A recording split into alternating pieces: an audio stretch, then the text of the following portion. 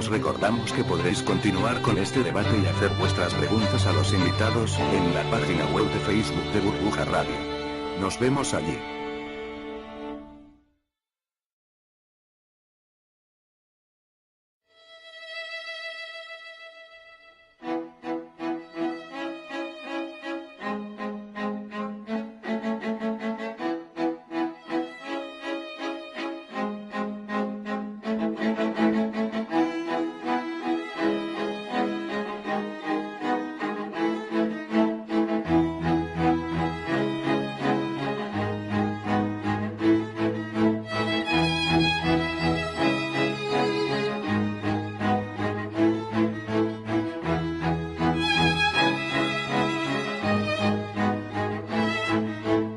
Están ustedes escuchando Economía Directa. Muy buenos días, amigos del colectivo Burbuja. Os doy una vez más la bienvenida a nuestro primer programa de la semana de Economía Directa. Hoy contamos con la presencia de Pablo Baroja. Buenos días, Pablo. Hola, buenos días. Y de Manuel Rey. Buenos días, Manuel. Hola, buenos días. Hoy vamos a hablar, siguiendo con el tema que tratamos el viernes pasado, de cuáles deben ser los límites que debe tomar el Estado a la hora de encargarse de determinados sectores económicos, pues pensando en una situación tan mala como en la que estamos, en que los recursos del Estado han disminuido de una forma tan drástica, pues qué se debería salvaguardar dentro de lo que es la estructura del Estado, los servicios estatales, o sea, ¿qué se podría hacer? Si quieres, Pablo, haz un breve esbozo de cuáles son tus ideas a este respecto. Sí, bueno, es que el pasado viernes la verdad es que diseccionasteis ahí la rana española con Bartolomé, Ismael y Ed García, ¿no? Y este último se reía por no llorar, ¿no? De lo absurdo y desesperado que es la situación, ¿no? Y sobre todo esa conclusión a la que llegabais de que al final pues los políticos van a intentar salvar el país, salvar más que al país a quienes le sostienen, aunque todo reviente, ¿no? Y al final, pues bueno, yo creo que igual es el momento adecuado para pensar cómo sería pues un planteamiento de presupuesto base cero en este país, ¿no? O sea, para el que no sepa de gestión, un presupuesto de este tipo lo que hace es lo que se hace es justificar cada partida y sin consideración lo que se ha hecho en el pasado, ¿no? Es un planteamiento en el que, bueno, pues es genial para reducir gastos y sobre todo pues hacer una correcta asignación de los recursos cuando son escasos, ¿no? Y espectacularmente escasos en la situación de este país, ¿no? Para un anarquista el Estado, pues ellos dirían que sobra todito, ¿no? Pero las experiencias que hemos tenido donde un Estado ha salido por la puerta y las cosas se ponen muy mal, por ejemplo, podemos pensar la frontera entre Pakistán y Afganistán ahora, ¿no? O Somalia, o la jungla entre Colombia y Venezuela, o cualquier barrio latinoamericano donde la policía no se atreve a entrar, ¿no?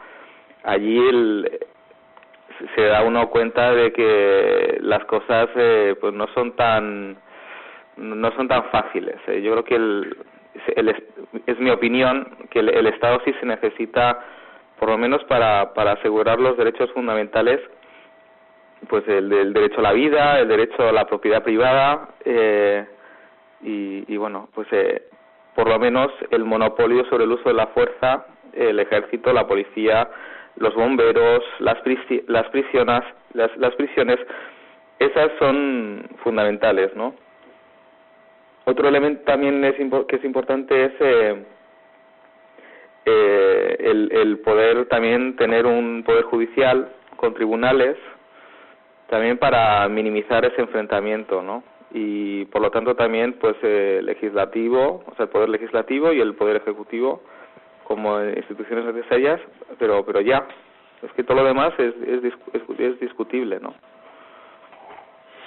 Y Pero bueno, ahora mismo los recursos del Estado tampoco son tan escasos, si comparamos con lo que había en años anteriores, antes de la burbuja, por ejemplo, ahora mismo el Estado, el problema fundamental que tiene no es, o sea, lo que le sobra, digamos, es todo el crecimiento que ha habido desde entonces, porque los recursos, claro, están disminuyendo rápidamente a niveles de los que había en 2003, 2004. Entonces, bueno, yo creo que sí, salvaguardar esto que dices está claro, que eso, además tampoco son gastos tan grandes, pero también habría que pensar con realmente cuánto más, ¿no? Le hace falta al Estado realmente. Sí, Manuel. Sí, bueno, yo tal vez añadiría, ¿no? A veces hay ciertos capítulos del gasto que son los grandes olvidados, ¿no? Comentábamos en varias ocasiones que la justicia, ¿no? Los ciudadanos pues suelen acordarse mucho, ¿no?, de la sanidad y la educación, pero no tanto de la justicia, más que nada porque no es un servicio que cuando tienes que acudir a él, pues ahí sí que te das cuenta de lo importante que es, ¿no? Y ahí es donde aparecen las quejas ciudadanas, ¿no? Pero bueno, luego también hay algunos capítulos que a veces también son los grandes olvidados y que no se deben olvidar, como es el caso de defensa, seguridad y defensa. No es hombre, a veces uno oye opiniones, ¿no?, basadas normalmente en la ignorancia, y como tales pues se perdonan, pero todo lo que es la parte relacionada con la defensa de un país no es tan sencillo. La gente muchas veces piensa que los soldaditos están en los cuarteles sacándole brillo a las botas y mirando para la bandera, y no es así. Es decir, es un servicio que no se percibe de una manera tan directa hasta que hay que utilizarlo, y aparte pues hay una segunda parte que está relacionada con la inteligencia y con la seguridad tanto del país como de los ciudadanos de cada país en el extranjero y con las empresas, etcétera, que muchas veces pasa desapercibido, pero que es algo esencial. Hoy en día ya no vivimos en un mundo, por fortuna, dentro de lo que es Europa, ¿no?, donde tengamos riesgos ahí de guerras dentro del continente europeo, etcétera. Sin embargo, las amenazas de seguridad están ahí, son muy serias y muy reales, y si no se materializan es un trabajo bastante importante por parte de la gente que está en defensa. Entonces es un capítulo que también hay que tener bastante en cuenta, que muchas veces pues bueno, ya están acostumbrados a trabajar con pocos medios, pero las veces que se han optado por recortes muy drásticos del presupuesto, lo que nos hemos encontrado es que al final no teníamos capacidad para garantizar la seguridad a nivel nacional y a nivel internacional de nuestros compatriotas, o que las fuerzas militares tampoco tenían medios como para cumplir las tareas que se les encomendaban, con lo cual es un capítulo que a mí sí me gustaría sumar y que forma parte de lo que es la estructura del Estado. Sí, es que esto, la inteligencia y la defensa, yo creo que ocurre como con el sistema inmune, ¿no?, en las personas, que está ahí, no nos enteramos de que está, sí, hasta que falla, ¿no? Y cuando falla, claro, cuando falla, el problema que hay es que vienen, inmediatamente te pones enfermo y gravemente enfermo, y si falla mucho pues te mueres directamente. Correcto. Yo creo que sería una analogía bastante exacta de lo que supone la inteligencia y la defensa para un país, porque aunque no se perciban a simple vista esos riesgos, esos peligros, esas amenazas, pues están ahí. Sí. Y si no está funcionando bien este sistema, pues se materializan enseguida, claro está. A mí me gustaría también comentar, tú fíjate, Manuel, que en 2011, supongo que ya en su día lo verías, para que veamos cuáles son las prioridades de esta gente, lo que hicieron fue reducir el presupuesto de justicia a un 6,9%, ¿sabes? O sea, lo redujeron de 1.804 a 1.679 millones de euros. Y además de un incremento brutal de la carga para la justicia. Y encima vamos a la importancia tan grande que tiene la justicia en cualquier Estado de Derecho, en cualquier sociedad moderna, porque si no funciona bien, evidentemente esos derechos no se pueden garantizar como es debido si no hay una justicia que funcione de una manera eficiente. Pues estamos hablando de que sobre un total de gasto público de 479.000 millones en 2010, imaginamos que en 2011 andará más o menos por ahí también, estamos hablando de una partida de poco más de 1.600 millones de euros, es decir, que es poco más del 3% del presupuesto. Entonces a mí me parece francamente escaso, máxime cuando, por ejemplo, si no recuerdo mal, cuando modernizaron la justicia en el Reino Unido hará unos 5 o 6 años, no sé si recuerdas cuando ocurrió aquello, Manuel, que hicieron una modernización de todo el sistema informático, de los métodos. Fue una reforma radical. Pues simplemente esta reforma en un país que solo es un poquito más grande que España les llevó 3.000 millones de euros. Efectivamente, en España una reforma eficiente de la justicia pues probablemente sería mínimo a cifras de 1.000 y pico millones perfectamente. No es un asunto de falta de apoyo social, porque está claro que cualquier gobierno va a recibir, si explicado adecuadamente, va a recibir apoyo social. Nadie se lanza a las calles a protestar contra una mejora, ¿no?, de la administración de justicia. Eso es así de sencillo, no es como otros gastos que puedan ser más difíciles de justificar en estos tiempos para la población, porque además mucha población en estos momentos percibe la justicia de cerca, porque está metida en muchísimos asuntos de corte judicial, desde reclamaciones de cantidades, divorcios, temas penales menores, pues de un asalto, etcétera, un robo que han sufrido. Entonces la gente, pues evidentemente, en el tema de la seguridad ciudadana y la administración de justicia, pues son dos elementos que no van a protestar, al contrario, lo van a apoyar porque lo perciben como algo muy necesario en este país. ¿Qué sucede? Pues que los políticos evidentemente es que tampoco tienen mucho interés en ello. Que la justicia para ellos es la casta política que tenemos, para ellos la justicia es un problema.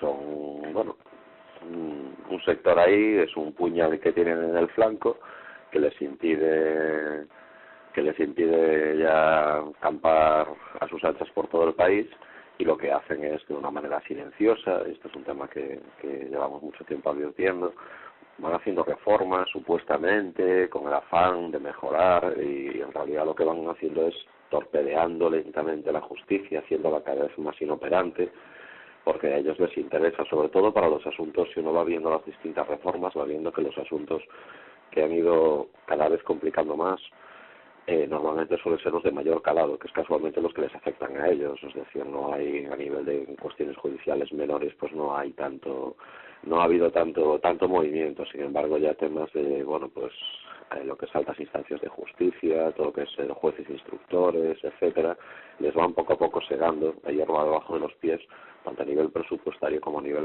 organizativo. Voy a poner un ejemplo, ¿no?, para que los oyentes entiendan. Durante muchísimo tiempo lo que es la administración de justicia, la justicia es una cosa, como que la administración de la justicia es otra, es decir, son dos campos distintos. Justicia, bueno, pues tenemos a los jueces, a los fiscales, a los secretarios judiciales, etcétera. Pero la administración de justicia es todo el corpus de funcionarios de corte administrativo que trabajan en los juzgados, que el trabajo es importantísimo. Bien, bueno, pues empezó a haber transferencias de esas funciones hacia las comunidades autónomas. Cuando tú haces eso, empiezas a tener bicefalias por todos lados. Pues ahora nos encontramos con casos, por ejemplo, en el que un juez que hasta no hace mucho, digamos, era señor, por decirlo de alguna manera, de su juzgado y responsable de toda la gente que estaba allí y tenía una jerarquía muy clara, ¿vale?, le van el cargo. A día de hoy, si los funcionarios que tienen a su cargo sencillamente ejecutan mal su trabajo, cometen faltas disciplinarias o sencillamente se rebelan o se niegan a hacer su trabajo, el juez no puede hacer nada, ni tampoco se puede hacer nada desde Madrid. ¿Por qué? Porque como está transferido a nivel de comunidades autónomas, hay un responsable, la administración de justicia a nivel autonómico, al que le tienes que remitir la queja, y sistemáticamente esta clase de personas pues lo que hacen es mirar para otro lado. He tenido ocasión de conocer incidentes muy graves y muy serios, protagonizados por funcionarios judiciales, que merecerían un expediente con el máximo rigor, y ha quedado en nada directamente, solamente porque, bueno, pues el responsable de la Administración de Justicia Autonómica mira por otro lado. Y si os parece, a mí me gustaría, Pablo, que tocáramos el tema que preocupa tanto a la ciudadanía normal, de lo que son los servicios que presta las administraciones públicas y que de alguna forma supone una renta indirecta para los ciudadanos, aunque muchas veces lo paguen una buena parte de ellos más que sobradamente con los impuestos, pero hay otra parte que no, que paga menos impuestos que esos servicios que recibe, como son educación y sanidad. ¿Tú cuál crees que debe ser el papel de lo público en esos sectores? Es que yo creo que a mí, yo estoy con Manuel, que básicamente el Estado, lo fundamental, lo que debíamos priorizar es la seguridad y la justicia, porque el tema de la medicina, la educación, pues bueno, es que siempre se puede privatizar, siempre se podría, por muy importantes que sean, son funciones fundamentales, pero yo creo que el mercado siempre ha sabido, como comentamos el otro día con Andrés, siempre ha sabido desarrollar maneras de proveer de servicios simplemente por los esquemas de incentivos que tienen, siempre han sabido ir pues mejorando la calidad de esos servicios, ¿no? Es que incluso, por ejemplo, otro servicio fundamental que siempre se pone como ejemplo de un bien común, que es la construcción de carreteras, ¿no? Pues en su momento se podía haber planteado de otra manera, y si posiblemente el Estado no se hubiera responsabilizado de esa función, no hubiéramos asfaltado hasta el último rincón del país, porque tampoco hubiéramos dispersado toda la población de la manera que lo hemos hecho, y el impacto que hubiéramos tenido en el entorno, según mi opinión, hubiera sido mucho más pequeño. O sea, yo por ejemplo, soy mucho más escéptico que la mayoría del colectivo sobre lo de volver a lo local, ¿no? O sea, la gente que yo conozco que tiene menor impacto ecológico viven en ciudades como Madrid o Bilbao, no necesitan coche, normalmente no tienen ni carnet de conducir y se mueven en metro, y no sé, yo no me puedo ni imaginar sacar a los 6 millones de madrileños al campo, el desastre ecológico que eso supondría, y las necesidades de transporte para que todo el mundo se le llevara su cepillo y su pasta de dientes. Es que yo no lo puedo ni creer, ¿no? Pero por ejemplo, como las no sé, el tema es que como con las carreteras, ¿no? Es que todo lo que se hace de manera centralizada se hace siempre a lo bestia, y no se tiene un sentido de la proporción en el uso de los recursos, ¿no? Y en su momento Mises describió el comunismo, la falla, el talón de Aquiles principal del comunismo en ese sentido, ¿no? El absoluto descontrol del sistema en el uso de los recursos, y porque a un régimen comunista le puedes poner enfrente la gestión de una guerra, y siempre sabrá lo que se necesita, ¿no? Pero no le puedes pedir más allá de la mera subsistencia, porque como no tienen un mercado, carecen de la información para saber si la gente necesita, no sé, una tecnología wifi, o si necesita que se desarrolle una tabla de iPad, o sea, no hay una junta de expertos que pueda tener la capacidad, la inteligencia, la creatividad para suplir a millones de emprendedores esforzándose en sacar al mercado un producto que interesa a la gente y a un precio con unos costes que merecen la pena producirlo, ¿no? Entonces, cuando el Estado lo que hace es asumir ese tipo de servicios, lo hace de una manera muy burda y muy poco creativa, y yo creo que es que lo que se debía es el Estado limitar a los elementos fundamentales, ¿no? Bueno, sí, realmente tampoco hay que ir siquiera a Mises para eso. Yo creo que ahí está de acuerdo prácticamente yo que sé, si no el 100% de los economistas, por lo menos el 95%, que el Estado no está para hacer lo que ya hace el sector privado. Vamos, el mismo Keynes decía eso de forma clarísima, o sea que el Estado no está para hacer esas cosas. Si hay unas empresas que se dedican a fabricar, qué sé yo, folios de papel para oficina, pues no tiene por qué el Estado montar una empresa que se dedique a hacer eso, lógicamente. Yo creo que en eso casi todos los economistas hoy día están de acuerdo, digamos, salvo excepciones, por supuesto hay hay corrientes que son partidarias de la colectivización total, pero bueno, son minoritarias hoy día. Pero Manuel, tú respecto a lo que estábamos comentando, a la pregunta que planteaba, tú a día de hoy, ¿cómo qué harías con la sanidad y qué harías con la educación? ¿Cómo lo plantearías? Que yo creo que son las dos cosas que más preocupan a los ciudadanos normales. Bien, a ver, yo haría una aproximación, puestos a hacer un ajuste fuerte de ambos servicios, lo regiría por una máxima, que sería la eficiencia. La administración pública no conoce técnicas como el Lean Management. El Lean Management es un sistema que nació, bueno, en los fabricantes japoneses, Toyota concretamente, y se conoce, bueno, estas técnicas se conoce como la gestión fina en el sentido de fina de grasa, es decir, se busca gestionar con el mínimo desperdicio en todos los aspectos. Y este tipo de técnicas se pueden aplicar a cualquier organización. Vamos, desde una comunidad de vecinos a un edificio a una gran multinacional.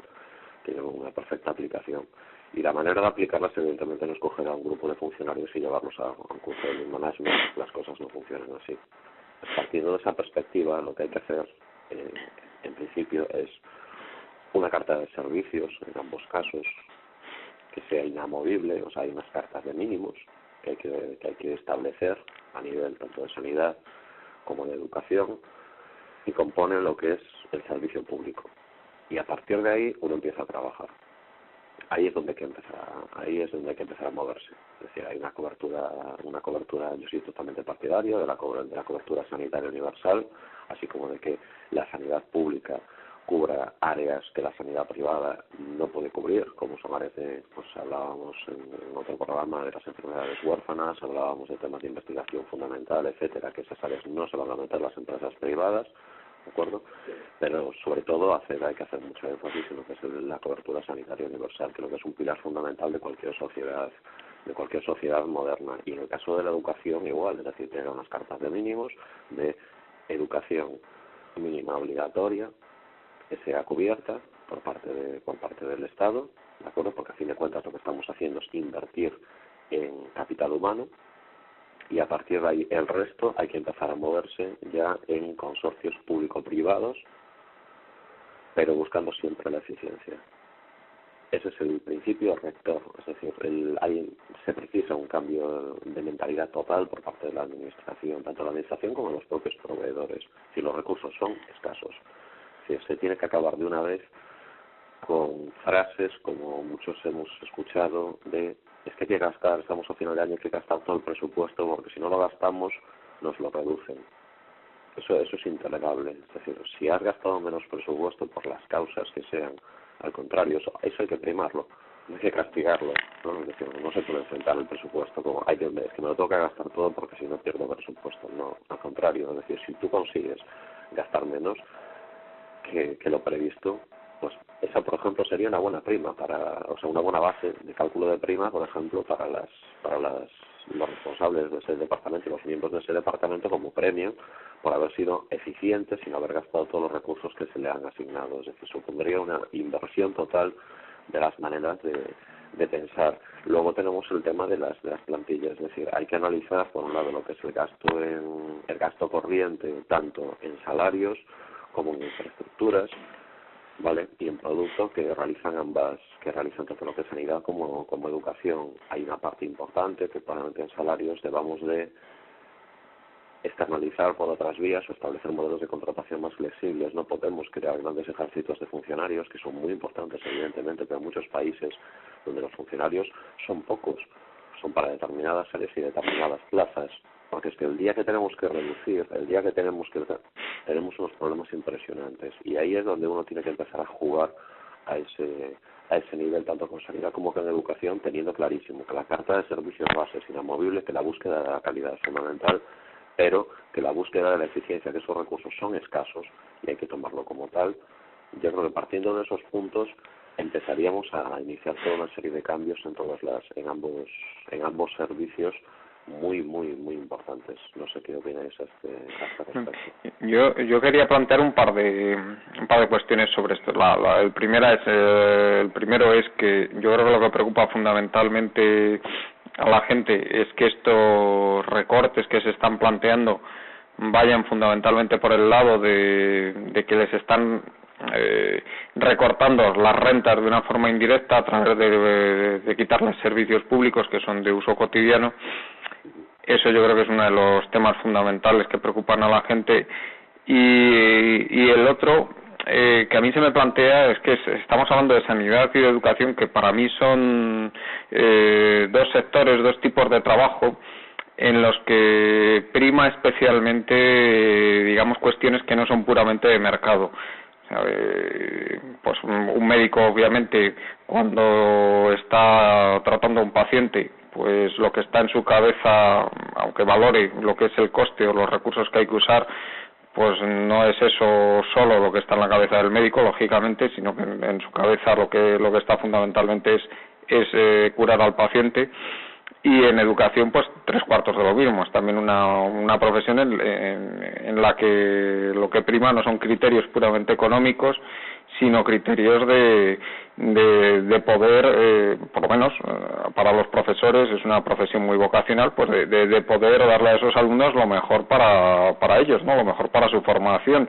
Entonces, a mí se me plantean cuestiones un poquito contradictorias. Es decir, si dejamos en manos del mercado puro y duro estos dos sectores, pues que puede haber problemas muy graves como los que se están viendo en Estados Unidos con la sanidad, en que están gastando el triple que en un país como España y sin embargo, en fin, sí, habrá gente de mucho poder adquisitivo que recibe unos servicios sanitarios mejores que en España, pero el grueso de la población los recibe bastante peores y no hay más que ver cuáles son las tasas, la esperanza de vida o las tasas de mortalidad allí y aquí.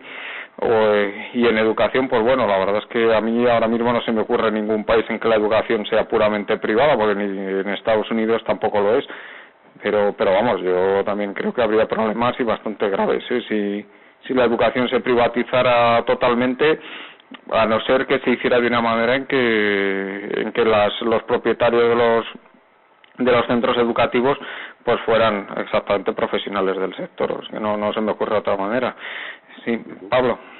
Es que yo creo que, como comentaba Manuel, lo importante son los incentivos, ¿no? Y tal es cierto que por ejemplo, en educación la gente que trabaja ahí es por razones vocacionales, pero también cómo están los incentivos. Normalmente los recursos ¿a dónde van? Van normalmente a los centros que tienen más necesidades, porque tienen peores resultados.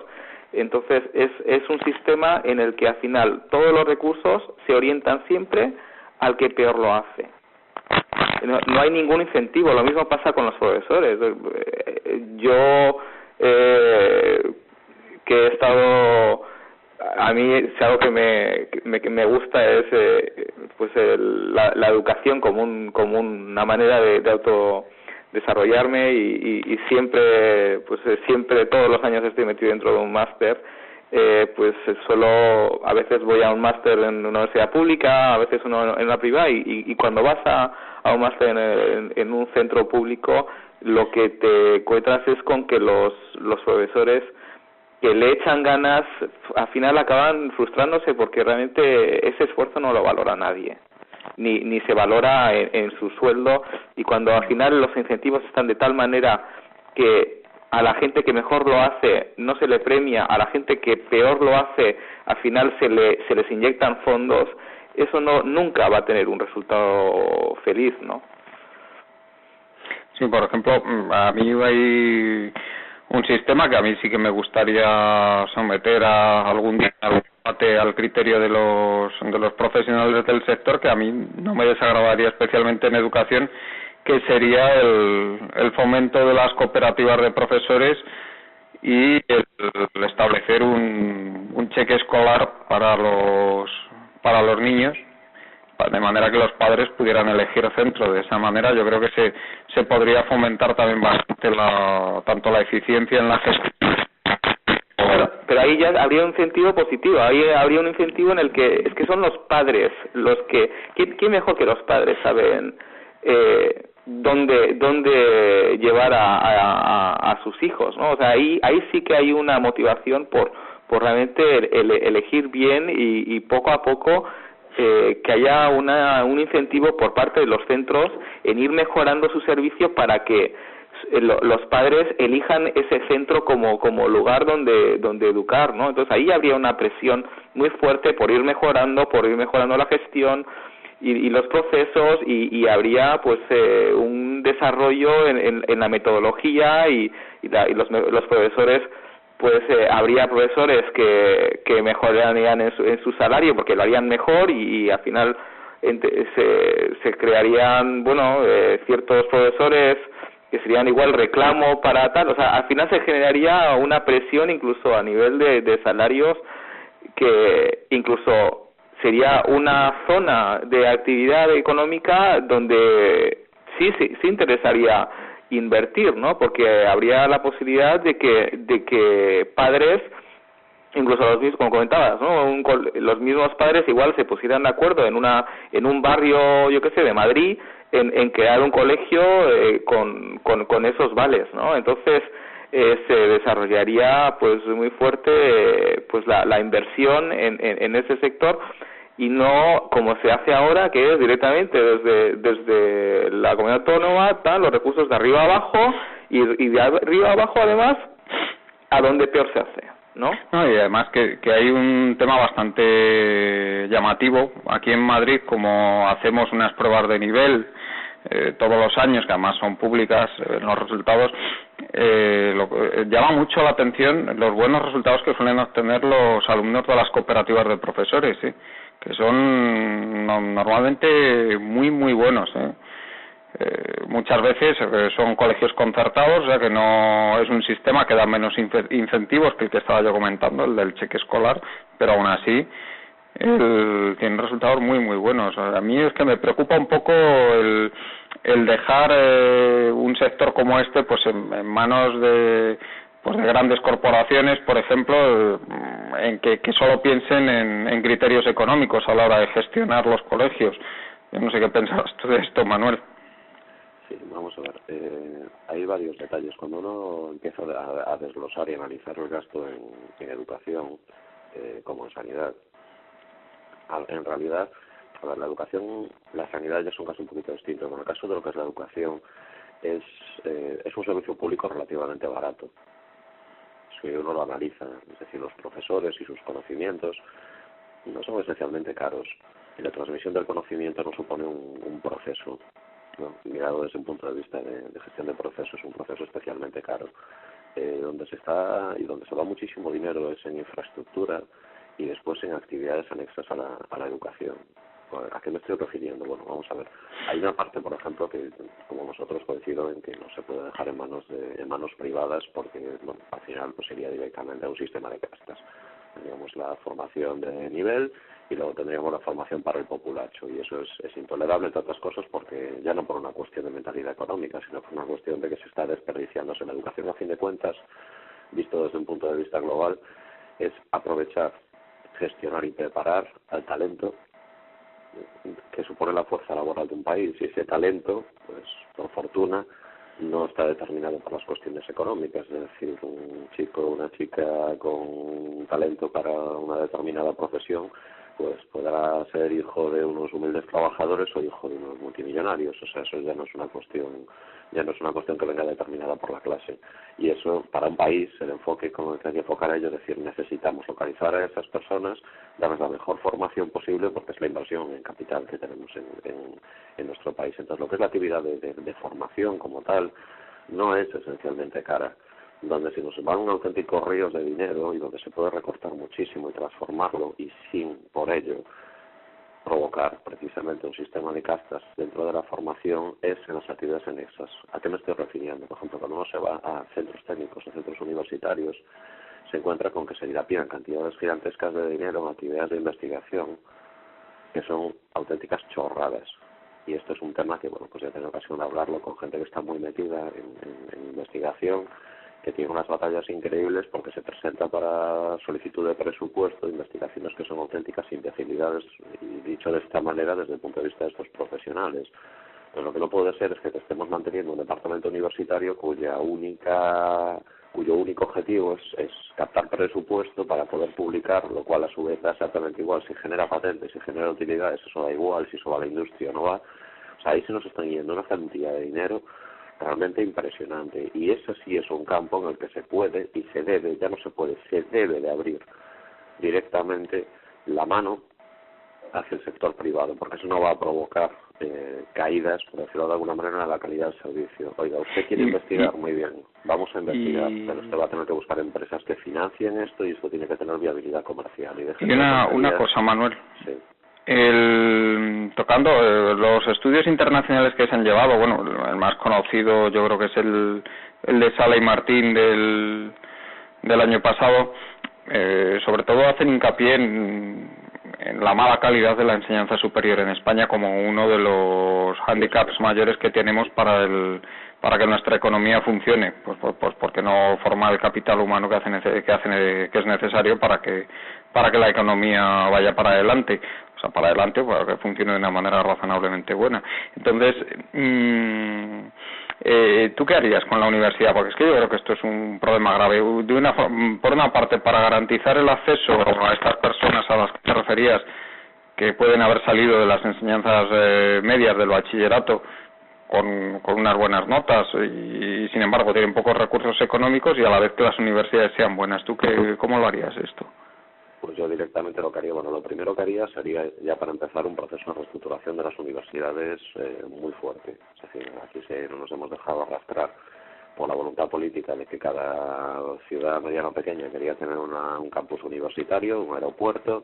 Ya sabemos de qué va esto, y ahora nos encontramos con una infraestructura gigantesca y unos rectores que están todo el santo día llorando para que les den presupuesto. Eso hay que cortarlo, así de sencillo. Ahora, la parte de enseñanza universitaria, pues tenemos que repensarla mucho. Es decir, hay una parte de un personal universitario que tiene toda la lógica del mundo que sean funcionarios, ¿vale?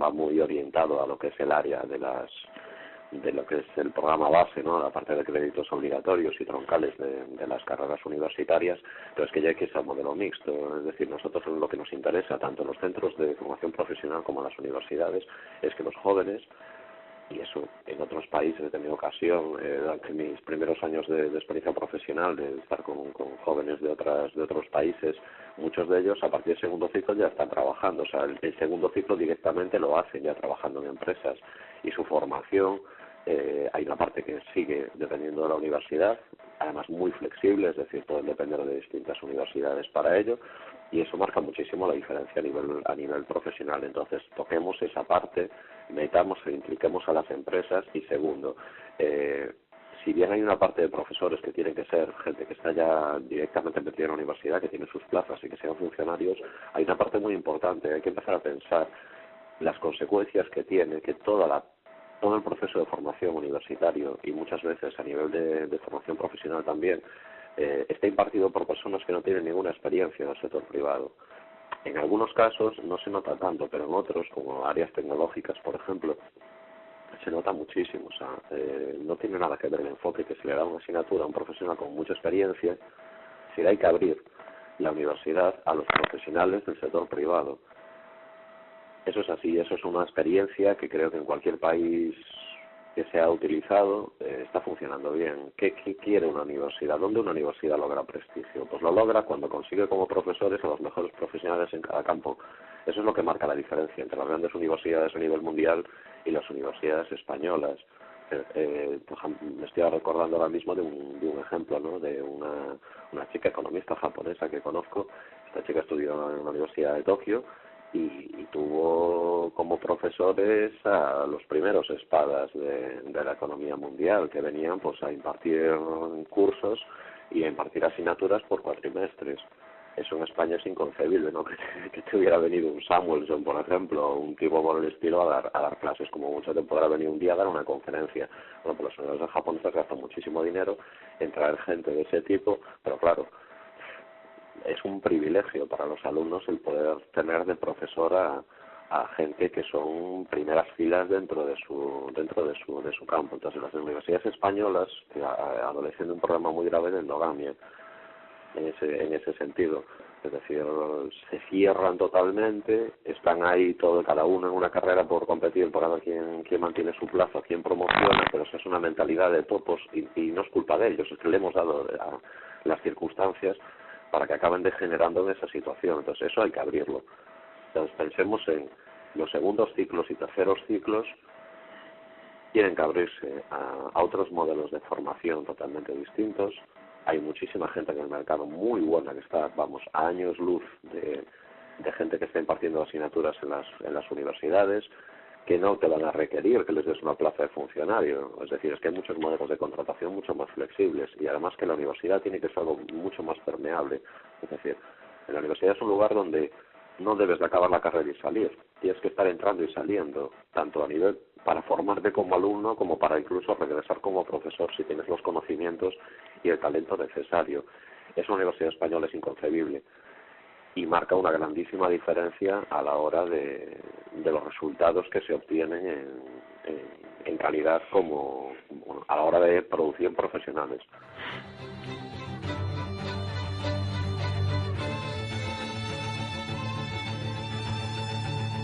Os recordamos que podréis continuar con este debate y hacer vuestras preguntas a los invitados en la página web de Facebook de Burbuja Radio.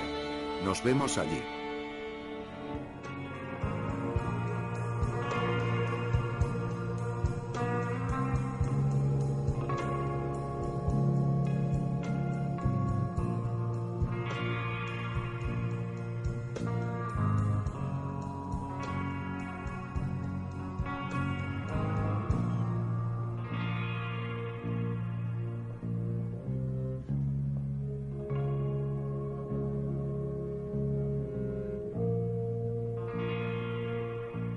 Estás escuchando Manicomios.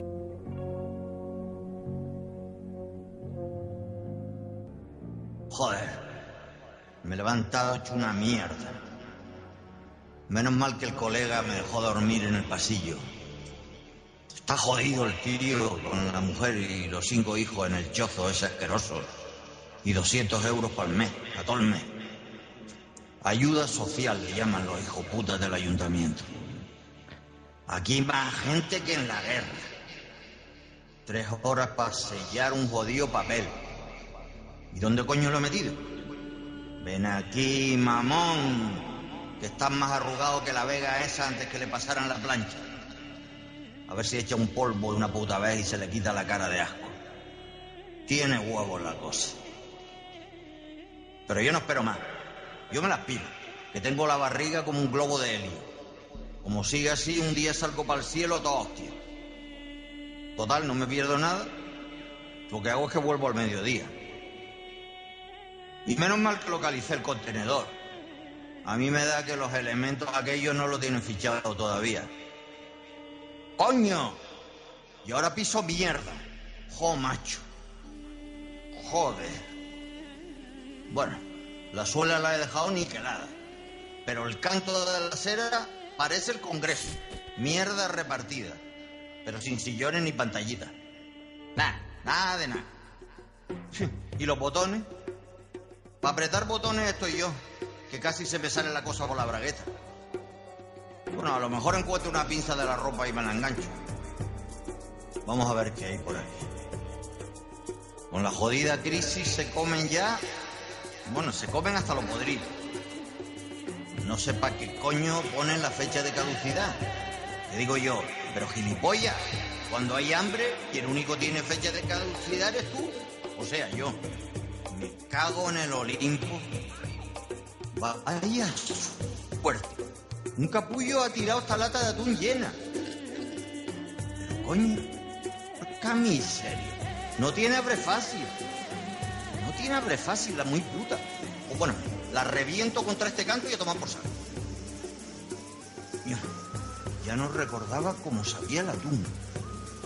Seguro que el tipejo ese llamó anoche a una putilla y perdió el tino. Y tiró la lata. Menuda suerte. Menuda suerte. Voy a ver si engancho en ese bar ahora unos palillos. Que debo tener la dentadura como el muro de Berlín. Espero que no esté el cerdo aquel cabrón que me plantó la mosca el otro día. Por un puñetero palillo. Por un puñetero palillo, serán desgraciados. ¡Hostia! Las 2:05. Que no llego. Tiro palinén, que me cierran. Bueno, ya me mearé las manos luego. Tengo llenas de sabañones. Ni pomada ni mandanga. A lo mejor una buena meadita en las manos. Pero ¿cómo que acaban de cerrar si falta 1 minuto para las 2? Anda, coño, tío. Ponme el sello, joder. Que si no voy a tener que volver mañana a hacer la cola. Joder. No me hagas eso, tío. Vale. Me largo. No quiero malos rollos hoy. ¿Y tú todavía sigues ahí, gilipollas? ¿Llevas en la valla desde el 20 de mayo? Y además, no sé de qué cojones te ríes. Si vieras lo de colorío que estás, ponte protector solar, imbécil. ¿Qué no sabes todavía lo de los rayos UVA? Que se te ha llevado el viento en la mitad de un brazo, sinflón. Ahora, la putada va a ser dormir esta noche. Me corta un montón pedírselo otra vez a Antonio. Bueno, de momento me siento aquí a tomar un poco el sol. Ya lo pensaré luego. Joder, qué tía. Si yo trincara ese abrigo... dormiría de pelota en cualquier lado. ¿Y cómo se mueve la muy jodida? Está como un tren. Como aquellos que reventaron el 11M en Atocha. Menuda carnicería fue aquella putada. Y ahora ya hasta dicen por ahí que estaba el PSOE metido en la movida. En fin. Mierda. Todo es una puta mierda. No me va a quedar más remedio que volver al pasillo de Antonio a dormir. Bueno, por lo menos así le ayudo a darle la comida a los niños. Hoy por ti y mañana por mí, Antonio, ¿vale? Joder, si encontrara un curro.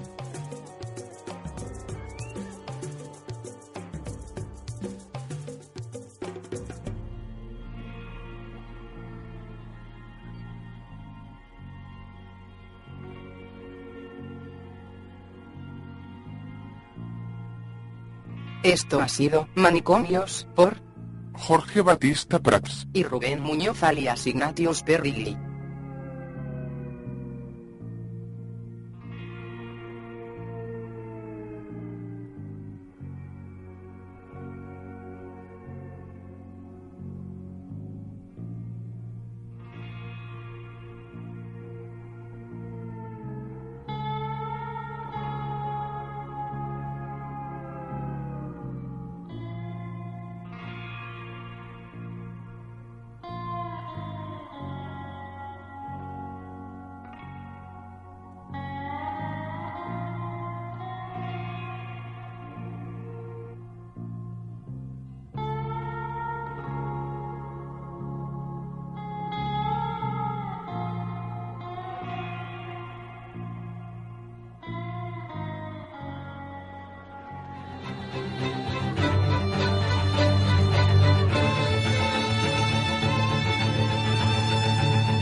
Os recordamos que podréis continuar con este debate y hacer vuestras preguntas a los invitados en la página web de Facebook de Burbuja Radio.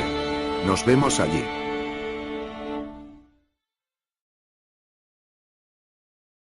Sí, Pablo, ¿Cómo lo sobre ves? esto.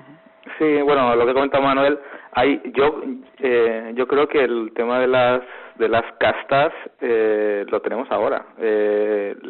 Los colegios en estos momentos privados tienen la suerte, por ejemplo, si de estar gestionados muchos de ellos, por ejemplo, por ejemplo, en el caso, por ejemplo, donde van mis hijos, los padres estamos en el consejo de administración del colegio y, por ejemplo, recientemente pues se echó al director, ¿no? Porque entendíamos que no estaba esforzándose lo suficiente, bueno, por un montón de razones. Y lo que se ha hecho es pues cambiar al director, a los principales, tal, y ese tipo de posibilidades lo tiene cierta gente, pero en la gente que está en educación pública no lo pueden hacer. O sea, yo creo que las iniciativas que se han tomado por ejemplo, en Noruega, en zonas de de gente que no tiene recursos y que se han montado free schools y tal, los resultados han sido muy buenos y da igual al final si esa zona tiene es de clase alta o clase baja. Al final el tema es que en estos momentos para la clase alta sí que hay posibilidades de tener una educación donde la gerencia se puede cambiar, los profesores se puede cambiar y tal, y en cambio en la gente que está en educación pública no tienen acceso a absolutamente nada, no tienen acceso. Y yo creo que el problema es que lo que hay que hacer es que tengan la posibilidad de poder desarrollar pues esquemas con incentivos bien planteados, ¿no?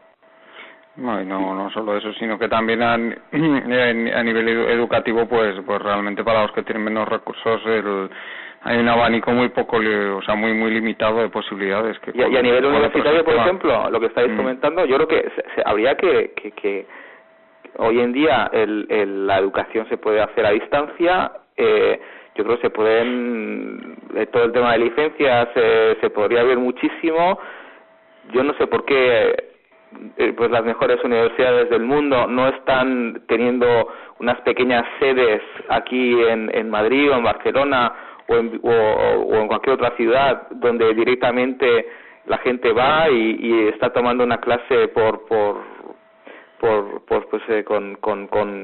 televisión, o sea, por un ordenador y tal, y a distancia. Y no sé, yo creo que hay que ser bastante más creativos. Esto de tener que depender de una infraestructura física, y bueno, pues igual se puede hacer, pero no tienes por qué tener que como comentaba Manuel, igual tener que trasladar a Samuelson a Japón. Igual directamente pues la gente puede desde todo el mundo pues recibir una clase que está dando Samuelson desde su casa, ¿no? Y yo creo que hay que ser bastante más creativos. Hoy en día la tecnología permite desarrollar la parte educativa muchísimo, ¿no? Sí, pero hay un detalle, Pablo. Vamos a ver, eso parte del caso al que yo estoy aludiendo. Estamos hablando pues de finales de los 80, principios de los 90. Entonces, en aquel momento pues no había una infraestructura como para poder desplazar, impartiera una clase magistral a gente como Samuelson a nivel global. Hoy en día sí es posible. El detalle que importa, o lo que debe de destacar de ello, es, llamémosle, la permeabilidad del sistema educativo. Aludías a un caso muy interesante, que es el caso noruego. Los noruegos, el tema de la formación universitaria lo resolvieron de una manera muy inteligente, y es un tema que no es muy conocido. Ellos, por población, midieron si ellos, normalmente, bueno, el gobierno noruego, todos sabemos que tiene unos ingresos impresionantes derivados de la industria energética, pero tampoco lo gastan de una manera loca. No se lanzaron a construir facultades por todos lados. Ellos tienen muchísimos convenios con universidades de otros países y miden, es decir, a mí me compensa montar una universidad aquí en este campo, me compensa becar a los alumnos y mandarlos a universidades a otros países. Y así es como ellos lo resuelven. En el caso de los japoneses también, a pesar de que Japón, pues ya por población y por capacidad económica, podría crear universidades a toneladas, ellos mueven a muchísimos estudiantes, sobre todo a Estados Unidos, tiene una serie de convenios especiales, y también en parte a Europa, pero sobre todo a Estados Unidos. Es que hay que pensar, si a mí me compensa mantener la infraestructura de una universidad determinada, o me compensa becar a los jóvenes que reúnen las condiciones para mandarlos a universidades extranjeras que ya tienen esa infraestructura creada, más tirar de lo que es la formación a distancia, que es a la que tú estás aludiendo en estos momentos. Pregunta que tú planteabas de por qué las grandes universidades no abren aquí sedes, etcétera. Pues es la misma pregunta de por qué los grandes hedge funds, por ejemplo, no se asientan en Madrid o en Barcelona. Es que no les dejan. Es decir, una universidad importante quiere abrir aquí sede, y los primeros que van a luchar contra eso son las propias universidades españolas, que no quieren que aquí una universidad de prestigio empiece a operar. Es el problema. O sea, regresamos de nuevo al problema de la endogamia. No interesa esa clase de cosas, no interesa que haya gente. Es decir, lo curioso es que al final lo que tendría que ser la formación universitaria de segundo ciclo, tercer ciclo, al final la de calidad que son los másteres en los que te gastas una santa pasta y donde tienes profesores que son gente muy acreditada en su campo y sobre todo con mucha experiencia en el campo en el que tú te estás formando. Es decir, al final, cuando pones el dinero encima de la mesa, aparece la formación de calidad. Los másteres no son más, es decir, en otros países los másteres están enfocados de otra manera.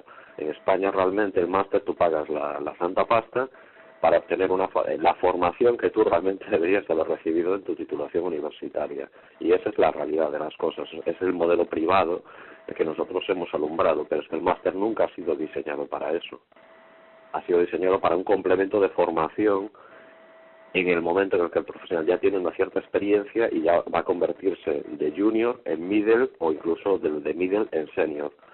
Y eso está muy mal enfocado en España. Al final el máster es la vía de obtener formación de calidad por la vía del cheque, de pagar directamente. Y no puede ser así, sin contar luego con toda la estructura que hay de másters, por ejemplo, que son puro y duro, es decir, tú pagas, recibes tu máster y hay una bolsa de trabajo asociada y es una especie como de peaje que tú tienes que pagar. Y ahí está, en ese negocio están integradas grandes compañías que cada año pues reciben, porque además les conviene, bueno, pues una gran bolsa de chavales en prácticas y los utilizan pues como cárnica, ¿no? Directamente como mano de obra barata para mil y una cosas, y a lo mejor alguno de ellos se acabará quedando si tiene suerte, pero todo ello pagando. Entonces nosotros lo que hacemos es coger los modelos educativos y directamente aplicar las peores características de cada uno de ellos. Parece que tenemos un don especial para ello. Hay que tener en cuenta además que tiene que quedar clarísimo que el tema de la enseñanza universitaria es básico, porque ya hoy día se sabe que las diferencias que hay entre la riqueza de los países en su mayor parte son debidas a estas personas que salen con una formación muy alta y que luego hacen que todo su conocimiento se vaya diseminando por la sociedad, o sea, no solo a nivel empresarial, sino también en otro tipo de relaciones menos formales. Entonces, esto que ya se sabe hoy día, aquí parece que no nos hemos enterado en España. Sí, Pablo. Es que al final, lo que comenta Manuel de la endogamia, ¿no? Es que al final es que el Estado lo que toca, no sé qué pasa en este país, porque no sé por qué no tenemos ese planteamiento que tiene Noruega o Japón, ¿no? Bueno, y sí sé por qué, porque al final el que un Estado sea beneficioso para el desarrollo económico de una sociedad, al final depende de la implicación del ciudadano, ¿no? Y el otro día estaba yo en el coche escuchando la radio y comentaban que en este mes pasado el español medio vio en la tele 4 horas y media de media, y todos sabemos lo que se cuece en la tele, ¿no? Entonces al final el resultado lógico es que este ciudadano entre comillas español al final tenga elecciones políticas propias de un idiota, ¿no? O sea, en la acepción griega, ¿no? De idiota como un ciudadano que no se mete en política, ¿no? Y al final lo que tienes es un ciudadano que va a lo suyo, un político español que también va a lo suyo y pues como puede ser el ejemplo ¿no? de las universidades o cualquier otra cosa, ¿no? O legislando para ayudar a empresas que todos conocemos, o montando empresas públicas con fondos estatales, y al final en estas condiciones yo creo que lo mejor es que el Estado se limita a lo mínimo, ¿no? Y que haya una separación entre la economía y la política, ¿no? Yo ahí, bueno, sí, que desde luego la separación esa es básica, pero te diría que también no solo por lo que has dicho, sino porque el poder económico no influye sobre la política, o influye lo menos posible. Pero yo también diría que esto que estás diciendo tiene una forma en que se puede solucionar de alguna manera si se democratiza plenamente lo que es el funcionamiento de la política y el funcionamiento del Estado, que es que aquí hay unos déficits democráticos tremendos en España. Tú tienes ahí algunas macroestructuras que son los partidos políticos que van por libre, que ellos se lo guisan y ellos se lo comen, y aquí los ciudadanos lo único que hacen es ir una vez cada 4 años a la urna y depositar el voto para refrendar lo que ya se han cocinado ellos. Pero aunque fueran más, al final ¿qué haces con una población que se traga 4 horas y media de basura al día? Es que al final lo que hay que hacer es cualquier esquema donde realmente el Estado tenga las funciones fundamentales, o sea, mínimas, porque si cualquier esquema que crees con servicios un poquito más ambiciosos, siempre te va a salir rana, porque está basado en unos ciudadanos que pasan mayúsculamente de todo, ¿no? Pero yo creo, Pablo, que también pasan porque ven que su acción no tiene ningún resultado, porque tenemos un sistema que está organizado para que las acciones de los ciudadanos pues realmente se esterilicen y no lleguen a ningún lado. Entonces es lógico que la gente se inhiba cuando ven que si ellos intentan hacer algo pues no va a tener ningún efecto. Yo también, que hay que pensar que también porque la población tiene esa actitud, pienso yo. La población a lo mejor Manuel tiene algo que sí. No, la población en parte se desmotiva porque ve que no, baja los brazos porque ve que no hay alternativa, o sea, un poco lo que comentabas tú, hagan lo que hagan, no va a tener ningún cambio, el esfuerzo no se va a premiar, el intentar cosas distintas automáticamente se va a encontrar con la oposición de un montón de gente. Entonces evidentemente lo que acaba provocando es que la gente pues o pasa y se mete en su pequeño mundo y sus cosas y a mí olvidarme, o directamente, bueno, pues si es peleón acaba marchándose, ¿no?, del país. Eso es lo que provoca un sistema asfixiante como el que tenemos montado. Creo que es un poco la motivación que hay, es decir, no, sí hay mucha gente que es muy pasiva también porque se le ha enseñado a ser pasiva, pero también mucha gente que sencillamente pues se vuelve pasiva porque no ve que tampoco hay mucha más opción más allá de ello. Es decir, en el momento en el que el Estado, tal como lo tenemos montado, algún político se le enciende la bombilla y decide montar una historia, es que automáticamente alrededor de él aparece un montón de gente que dice, a ver, ¿cuánto presupuesto va a haber para esto?, ¿no? A ver cómo lo podemos chorizar.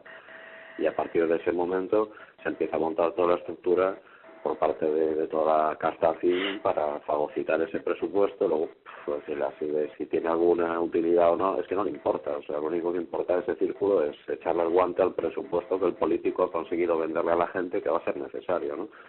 Que mañana aquí se habla de eficiencia, ¿qué van a hacer? Pues, si depende de esta gente, ¿qué van a hacer? Bueno, pues van a hacer grandes programas de eficiencia donde se gastarán millones de euros en consultoría, donde aparecerán informes a toneladas por todos lados, sacados del rincón del vago, y si te viste no me acuerdo y no se va a mejorar ni un milímetro. Este es el problema del sistema que tenemos montado ahora mismo, es que ni siquiera aunque mejoran las circunstancias económicas se cambiaría nada porque no hay ningún interés. O sea, no se trata de prestar servicios, se trata de vivir del presupuesto público todo el tiempo que dure. Es cuando yo en mi época de estudiante de psicología, hace ya un montón de años, bueno, que mi profesión ya sabéis que soy farmacéutico, ¿no? Pero vamos, en mi época también estudié psicología hace 20 años o así, y bueno, pues los experimentos que se hacían con ratas eran clarísimos. O sea, si tú ponías en una situación en que hicieran lo que hicieran, no tenían posibilidad de obtener una recompensa, al final los animales se inhibían y dejaban de intentar hacer nada para mejorar su entorno, para mejorar o para obtener esa recompensa. Yo creo que esto es un caso clarísimo, que es similar, aunque a nosotros nos encante pensar que somos superiores en muchos aspectos a los animales, pero muchas de las actitudes que tenemos pues están motivadas por idénticas situaciones, ¿no? O sea, la base es la misma. Entonces aquí yo lo veo un caso clarísimo. El ciudadano promedio sencillamente se inhibe pues porque las posibilidades que hay de que influya en la situación pues son prácticamente nulas. Sí, Pablo. Bueno, ya te digo, con estos miembros no se puede hacer un cesto y yo creo que lo que hay que hacer es ese presupuesto del que comentaba Manuel, es que no esté en manos de políticos. Esos recursos, como comentabas tú antes, Juan Carlos, que directamente vaya en forma de cheques, de vales a la población, y sea la población la que la que sea la responsable de administrar esos recursos y que no haya una administración de recursos del Estado hacia servicios que pueden ser perfectamente gestionados por el sector privado, ¿no? Y si al final limitas el Estado a lo fundamental, que es eso, que es temas de seguridad, temas de justicia, y párate ahí, y que los presupuestos los maneje la población, madre mía, es que tendríamos un país completamente diferente. Yo te pondría un ejemplo bastante claro. O sea, aquí en el sistema educativo español sabemos que hay esa cosa extraña que son los colegios concertados, ¿no?, que cubren una buena parte de la educación del país. Pues bueno, nos encontramos con que esos colegios que son de gestión privada pero reciben por cada alumno una cantidad anual, pues resulta que el gasto en educación es aproximadamente el 60% que en la educación pública. Y luego además nos encontramos otro fenómeno curioso, que es que los padres, cuando pueden elegir, suelen elegir el colegio concertado, aunque tengan problemas como son que normalmente hay que pagar un pequeño complemento para la educación. Entonces eso nos hace ver que realmente el tema de la eficiencia es bastante cuestionable. Y luego a mí me gustaría también otro tema que a mí me preocupa, que yo no entiendo tampoco por qué debería ser pública la educación y debería partir de un órgano centralizado, que es lo que tienen que enseñar a los alumnos, y no pueden ser los padres los que decidan de alguna manera, a través del programa de cada colegio, la educación que quieren que reciban sus hijos. Que yo creo que ese es otro tema que ahí entra el adoctrinamiento, que a mí yo soy bastante desconfiado. Claro, es que vamos a ver, la casta política no va a renunciar y va a luchar con uñas y dientes en contra de una liberalización, por decirlo de alguna manera, de los contenidos educativos, porque eso, a ver, hoy en día la educación se ha convertido en un campo de batalla tanto de adoctrinamiento político por parte de unos bandos como de construcción de la realidad para los jóvenes por parte de otras tendencias políticas, y ahí sí que ellos no van a ceder. Se apoyarán en que la educación no puede ser un cachondeo que esté en manos de lo que decidan 4 personas. Bueno, todos conocemos toda una serie de argumentos demagógicos y de falacias que podemos utilizar para sostener ese discurso, pero no lo mismo que la flexibilidad dentro de lo que es la educación, ni hablar. Ellos no piensan hacer eso, es decir, y menos todavía si se empieza a abrir, ¿no?, a flexibilizar de alguna manera los programas educativos. Los primeros que van a luchar contra eso son los centros de enseñanza, que puedan ver una amenaza, ¿no?, sobre todo las universidades, a su poder o a su presupuesto. Es decir, ¿cómo voy a dejar yo aquí que la gente a partir de bueno, ahora ya con el tema de los grados ha cambiado, ¿no?, pero bueno, entre las carreras de 5 años, pues no voy a dejar yo aquí que la gente a partir de cuarto se vaya por ahí adelante ni a hablar, que sigan aquí, que sigan pagando las matrículas, y si eso supone que los chavales se formen mejor, bueno, pues se formen mejor más adelante, pero aquí que suelten la dolorosa. Es que al final estamos con una cuestión de mentalidad de enanos por todas partes, que trae un coste muy serio. Es decir, cuando tú te sientas con universidades, como he tenido ocasión, para proyectos público-privados, es que te encuentras con situaciones absolutamente kafkianas. Es decir, un catedrático que quiere llevar el comando de un proyecto de 5 millones o de 10 millones de euros, porque es que lo quiere orientar directamente a la publicación de su paper, y tienes a las compañías soplando y diciendo, ¿pero tú de qué vas? No, es que el plazo no puede ser así, porque esto tiene que ir con más calma. Pero ¿cómo más calma? Y se va a meter esta santa pasta, y nosotros tenemos aquí unas curvas de recuperación de la inversión. Luego, si quieres tú ponerte a investigar sobre la belleza número 0, es tu problema. Entonces, ahí se parte de un problema muy serio de mentalidad. O sea, las veces que he tenido ocasión de estar en este tipo de proyectos, la verdad es que he salido bastante decepcionado, no por las compañías implicadas, que había toda la voluntad de participar en ello, y había además, en la mayoría de los casos, daba lugar a una gran capacidad de colocación de titulados. Es que el problema lo teníamos con los enanos mentales que había en la universidad, que directamente pues lo que pretendían era que se les diera el presupuesto y ellos ahí gastarlo como les diera la Santa Cana, y lógicamente empresas privadas no están dispuestas a tirar esos recursos de esa manera.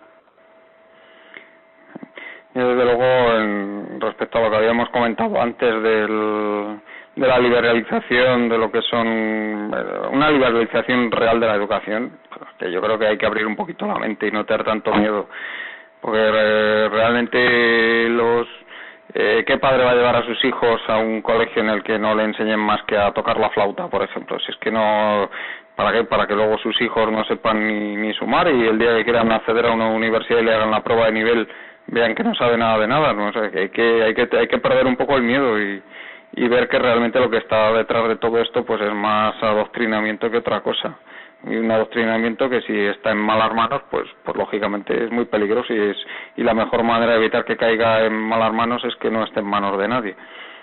Sí, Pablo.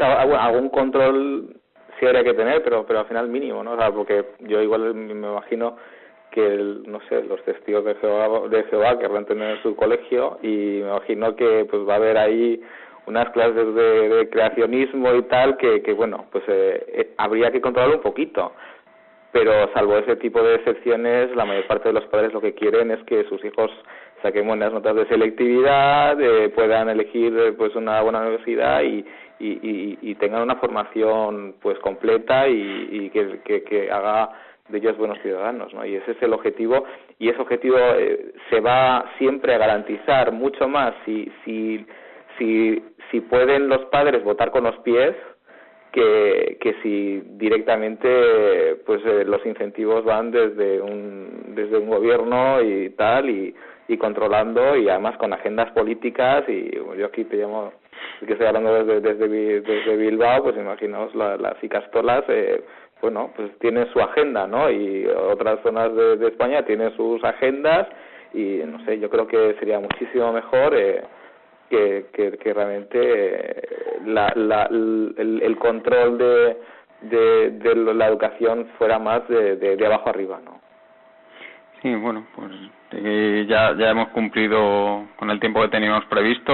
Manuel, no sé si querrás añadir algo más antes de terminar. No, solamente añadir a lo que estabais comentando, que a veces la base de la formación o el diseño de la formación, ahí tienen que entrar muchos agentes, no solamente los padres, sino también los propios colectivos profesionales, que son los que conocen qué se necesita, qué perfil es necesario. La mejora continua en el fondo está ahí, es decir, si se dejara hablar a los colectivos profesionales a la hora de establecer qué patrones son necesarios para formar a un profesional con calidad o mejorar carencias, porque la formación va cambiando, y más en un mundo tan cambiante como el actual, y los propios colectivos profesionales saben bien dónde están los agujeros de las carencias importantes en formación, y ahí no protagonismo ninguno, y tienen muchísimo que decir a la hora de decir, oiga, los jóvenes que salgan tienen que incidir más en estas áreas, estas es una pérdida de tiempo porque ya está superado, o tienen que trabajar más en este tema o en este otro.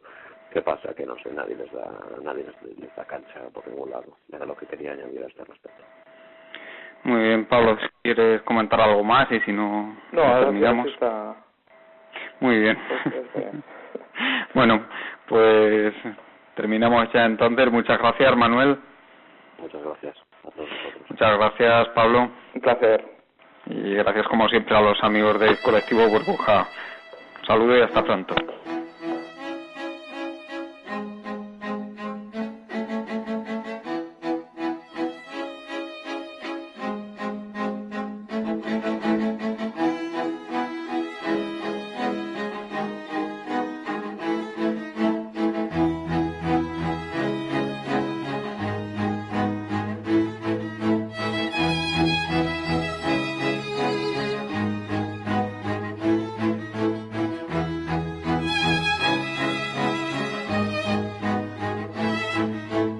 Están ustedes escuchando Economía Directa.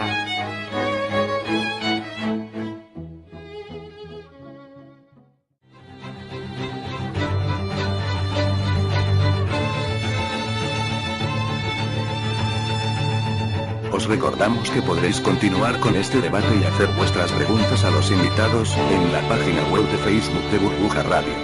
Nos vemos allí.